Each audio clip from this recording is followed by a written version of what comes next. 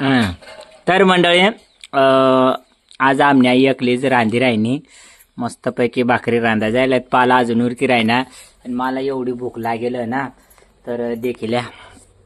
चटणी तेल आणि मीठ ऐकरीशने भाकरवर पसारली दामय तर ती सांगताना आज बी भाकर चटणीवर दिवस काढ राहिना मै आमने आईने भरोसा नाव आहे तर आमने आई पुरी बाग बाग रांधी राहिनी त्यामुळे मला एवढी भूक लागेल ना जबरदस्त त्यामुळे मग ना